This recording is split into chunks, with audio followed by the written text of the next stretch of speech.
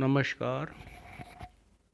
मैं देवेश पाठक, सहायक आचार्य, राजकीय विधि महाविद्यालय बूंदी, आपका पुनः YouTube चैनल के माध्यम से हार्दिक स्वागत और अभिनंदन करता हूँ। जो विषय हम आज पढ़ने जा रहे हैं, जो विषय है जूरिस्प्रूडेंस, विधि शास्त्र। और विधि शास्त्र में, जैसा कि मैंने पहले आपको पिछले वीडियो में शेयर किया था, उसी के आगे हम आज इस सिद्धांत को और आगे पढ़ेंगे, जिसका नाम है शुद्ध विधि का सिद्धांत या प्योर थ्योरी ऑफ लॉ, जिसे इंग्लिश में प्योर थ्योरी ऑफ लॉ के नाम से जाना जाता है। तो शुद्ध विधि का सिद्धांत क्या है, इसके बारे में हम चर्चा करेंगे। ये कोटा विश्वविद्यालय के LLB सेकेंड ईयर के सेमेस्टर 3 का सब्जेक्ट है, जिसे कि हम आज पढ़ने जा रहे हैं। शुद्ध विधि का जो सिद्धांत है, इसके जो जनक हैं, अर्थात ये किसने दिया है, उनका नाम है, उन विधि शास्त्री का नाम है हेंस केल्सन। हेंस केल्सन का जो समय है वो 1881 से उनका जन्म हुआ और 1973 में उनकी मृत्यु हुई। हेंस केल्सन ऑस्ट्रिया, यूरोप में है, एक ऑस्ट्रेलिया है और एक ऑस्ट्रिया है। तो हम जो बात कर रहे हैं वो ऑस्ट्रिया की वियना शाखा से संबंधित रहे हैं। केल्सन ऑस्ट्रिया के वियना विश्वविद्यालय में अध्यापन का कार्य करते थे और बाद में वो ऑस्ट्रिया के जो सुप्रीम कोर्ट है उसके न्यायाधीश भी बने। और अध्यापन कार्य करते समय उनके द्वारा जो वियना विश्वविद्यालय में अध्यापन कार्य कराया जाता था, तो उस वियना स्कूल का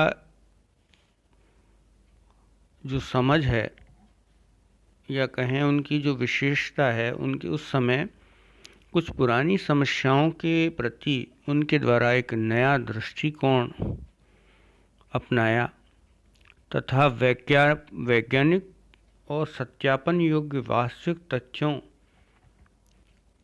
से संबंधित कथनों को अन्य विचारों से अलग करने का प्रयास वियना स्कूल के द्वारा किया गया। केल्सन शुद्ध विधि के सिद्धांत का प्रतिपादन किया, जिसका आधार एक विशेष प्रकार के कथन माने गए हैं, जो कि व्यवहारों को विधिमान्य या अविधिमान्य घोषित करने का प्रयास करें या किसी पर विधिक कर्तव्य या विधिक अधिकार आरोपित कर सकें। केल्सन बताते हैं कि विधि का विज्ञान विधि का वर्णन केवल कुछ पूर्वानुमानों के आधार पर कर सकता है। जैसे नंबर 1, विधिक मानक परस्पर विरुद्ध नहीं हो सकते हैं। नंबर 2, विधिक व्यवस्था में मानकों का सोपान प्राप्त है, जो ज़्यादा मूर्त रूप से लेकर ठोस रूप में पाए जाते हैं। सर्वोपरि सिद्धांत यह है कि विधि का वर्णन केवल तभी संभव है जबकि विधिक व्यवस्था में मूल मानक के अस्तित्व का पूर्वानुमान किया जाए, जिससे कि अन्य मानक अपनी वैधानिकता प्राप्त कर सकें। तो ये जो 3 बातें उन्होंने बताई, उन 3 बातों में ही उनका जो सिद्धांत है वो मुख्य रूप से इस पर आधारित हैं। वो कहते हैं उन्होंने शुद्ध विधि का सिद्धांत प्रतिपादित किया।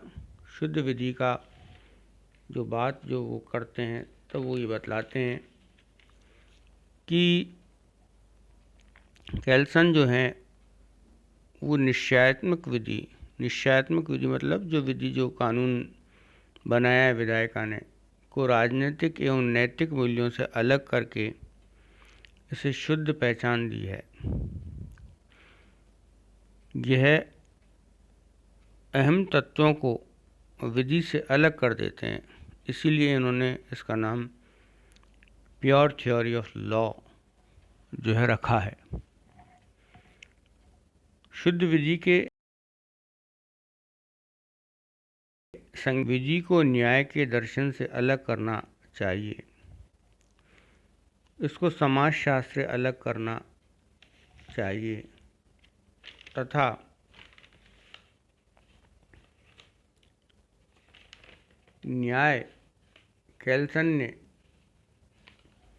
न्याय को परिभाषित करना विधि शास्त्र के दृष्टिकोण से संभव नहीं माना, किंतु वैज्ञानिक दृष्टिकोण से कोई न्याय का अर्थ देता है तो विधि शास्त्र द्वारा उसकी पहचान आवश्यक है।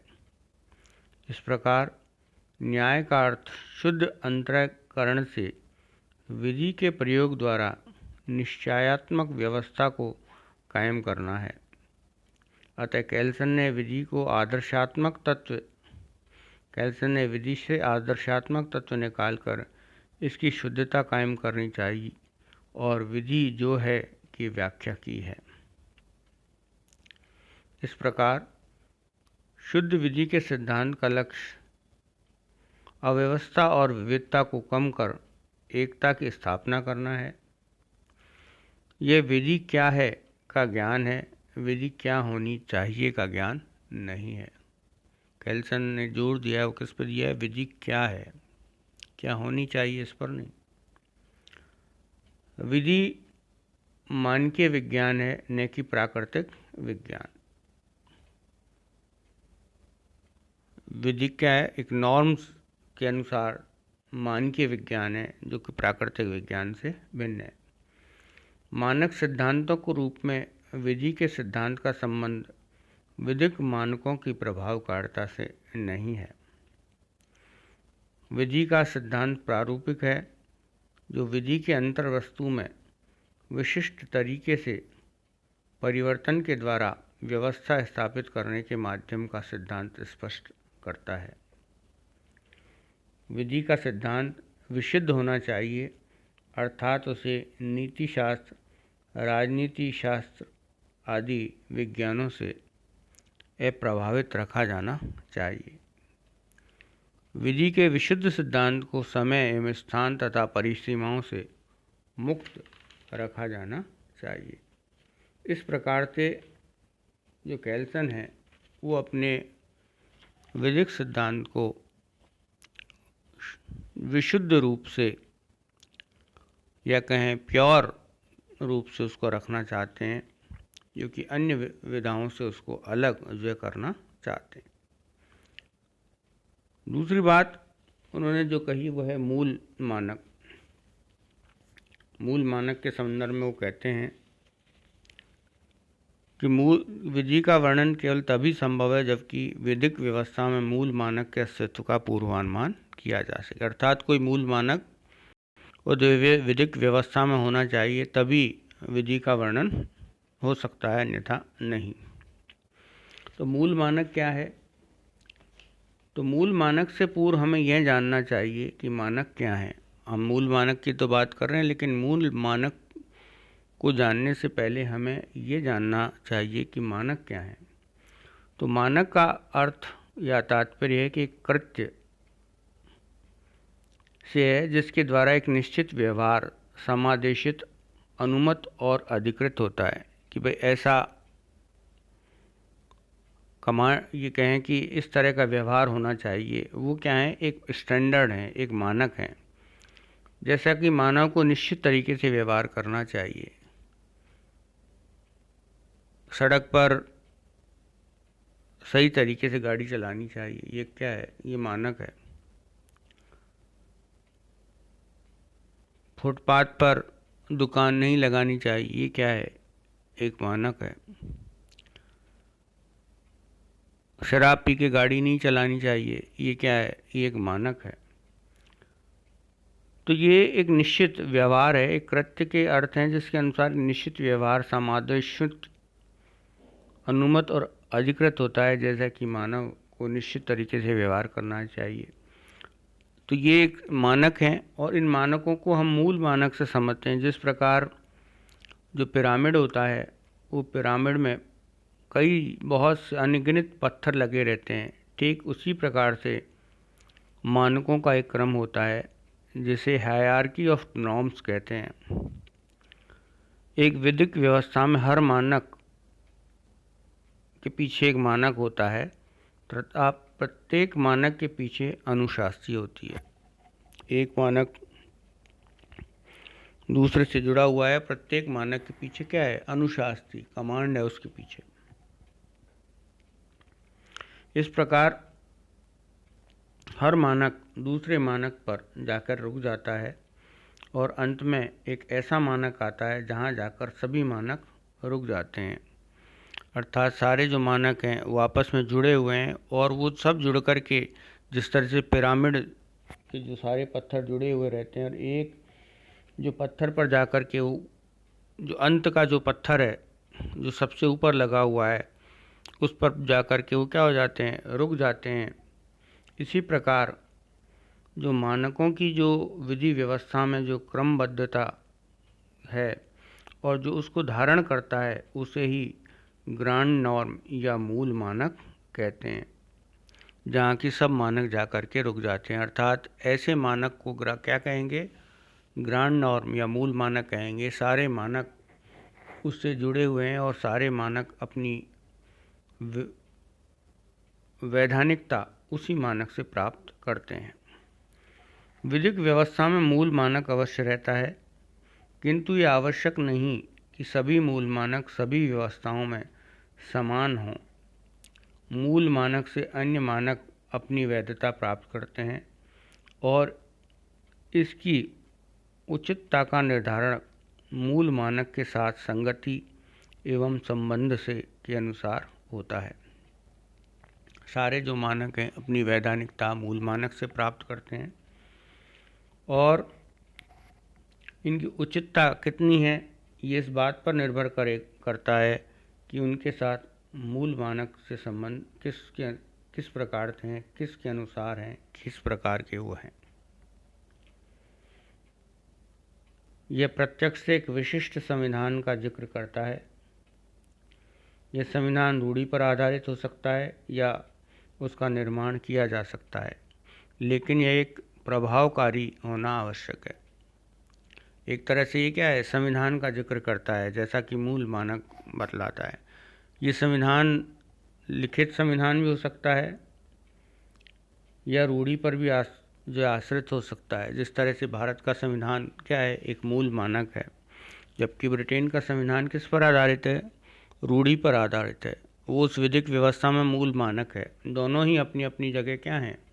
अपनी अपनी जगह मूल मानक हैं। स्वतंत्रता के बाद जो भारत का संविधान है वो भारत के संबंध में कैल्सन का मूल मानक माना जाएगा, लेकिन स्वतंत्रता से पूर्व 1935 का जो अधिनियम था जिसके तहत विधिक व्यवस्था बनाई और चलाई जा रही थी, उसको उस व्यवस्था में मूल मानक नहीं कह सकते, क्योंकि उसकी वैधानिकता कहाँ से प्राप्त होती थी?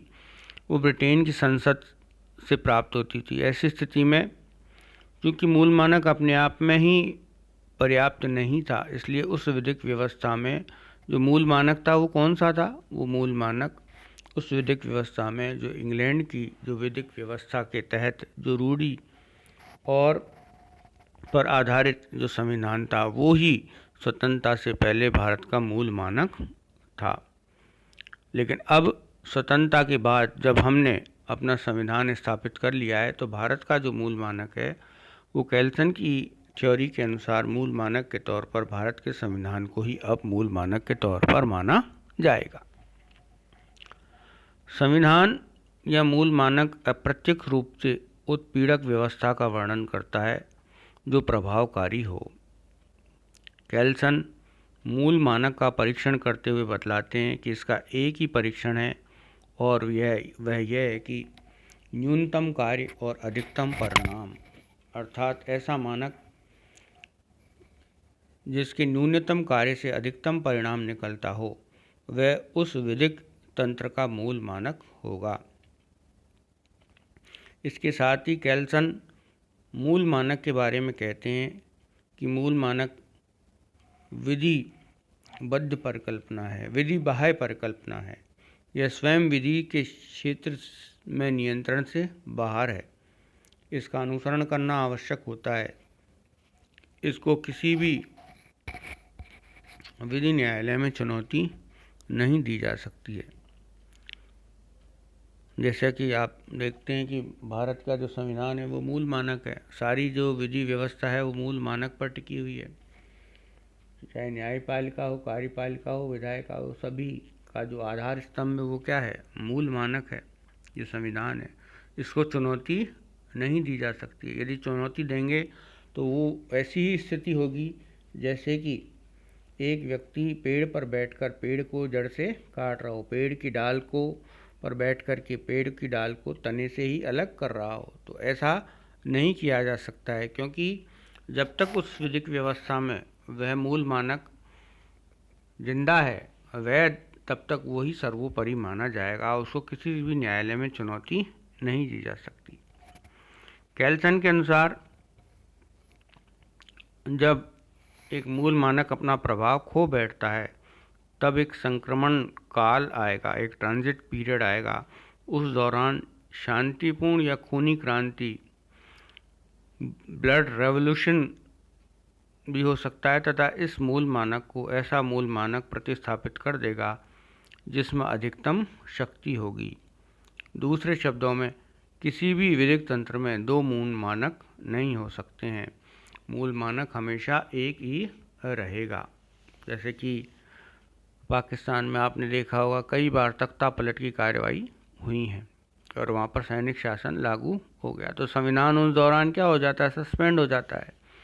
और मूल मानक किस में चला जाएगा? एक तरह से वो फौजी जो तंत्र है उस फौजी तंत्र के अंतर्गत जो शक्तियां हैं वही उस वक्त मूल मानक का काम करती हैं।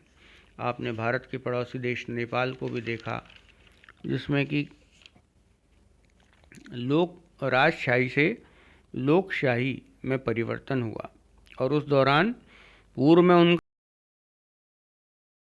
मूल मानक था, लेकिन बाद में उसको किसके पलट दिया गया? क्रांति के जरिए लोकशाही को में एक संविधान के जरिए उसको जो है बदल दिया गया और वर्तमान में वहाँ का मूल मानक वहाँ का संविधान है।